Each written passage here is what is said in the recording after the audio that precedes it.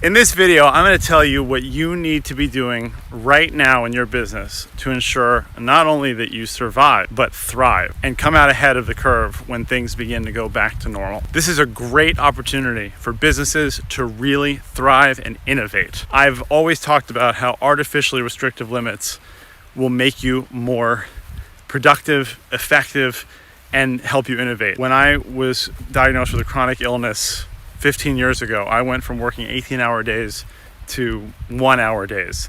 And trying to get as much as I could possibly get done in that 1 hour is what has led to all of the productivity systems that I've created since then. I've been setting up businesses for years that are primed for this. I coach entrepreneurs to create businesses based on the flexibility to work anywhere, the ability to focus only on their most critical tasks, and the freedom to really be in control of their lives. My business is thriving right now. My clients' businesses are thriving, but I know a lot of people aren't, and I want to help. This is essential right now because of the current situation. Most people are making the mistake of thinking they can do things they usually do just remote, and that's not going to work because, first of all, your environment and your schedule needs to be different. You have a lot more distractions and expectations on your time than you used to. It's more important now than ever to create your ideal work week and work with your body's natural rhythms. Second, you need to do as much asynchronously as you possibly can. This is so difficult for people in a traditional setting. And honestly, most business owners I talk to just want to ignore this part because it's awkward and different and requires a new kind of discipline. But what used to just be a nice way to do things is now totally a necessity with your team scattered and remote. Lastly, you've got to make decisions differently. Your number one focus needs to be on not being the bottleneck ever. Always keep things moving. Okay, so the first mistake is trying to keep your schedule the same. That's not gonna work, and you're just going to get frustrated.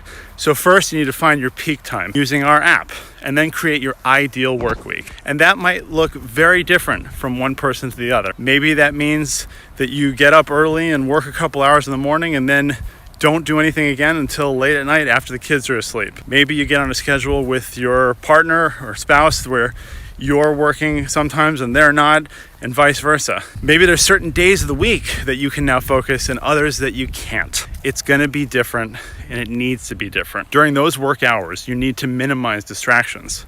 So some of the tools that can help with that are things like focus at will, tactics like the Pomodoro technique, where you're working in 25-minute sprints and then taking 5-minute breaks. The second thing that you need to know about is asynchronous communication. We're so used to calling people on the phone or just walking into their office whenever we feel like it. This is gonna be a disaster right now because you're gonna ruin everyone's productivity because you're working on your schedule. You need to limit synchronous meetings as much as possible and opt for asynchronous huddles.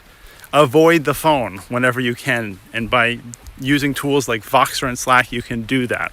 Lastly, you've got to change the way you approach your day. Your job as founder or CEO right now is to keep everything moving. You need to avoid being the bottleneck at all costs. Anytime you sit down to work, focus first on where you're holding things up the most. Do those things first so other people can keep working. This is a concept that we call parallel tasking. You want to be like the first domino in a series of events that can happen with just a small touch from you. And in terms of decision making, following what we call the 3 Ds, the 3 decisions that you need to make when encountering any decision the first time. First one is to delete or say no. Second one is to deal with it if you can deal with it right now. And that could include delegating. And lastly, if you can't do the other 2, you need to defer it to a time that you can more effectively handle that issue. So we all know that business is going to look really different for a while, maybe even forever. But this is a really great opportunity for those who can adapt and innovate.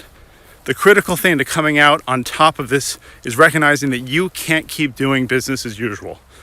Issues you had with your communication, project management, or processes are just going to be compounded now that you're in an environment that is overwhelmed with stress. So the first thing is to create a routine that sets you up for success in your new environment, and encourage and allow your team to do the same. Next, do absolutely everything you can asynchronously.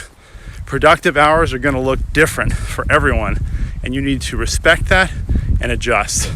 Lastly, always be looking to break bottlenecks. Never let anything sit with you any longer than it has to. Your job is to keep things moving. Now, you're going to have a lot of questions and be in a lot of different situations. So if you want some answers or tools or tactics, join our Facebook group, The Replaceable Founder. We've got almost 3,000 replaceable founders in there who are here to help you. Plus, I'm going to be sharing a lot of info and doing a bunch of free training over the next few months. We all need community right now, so it's the perfect place to be.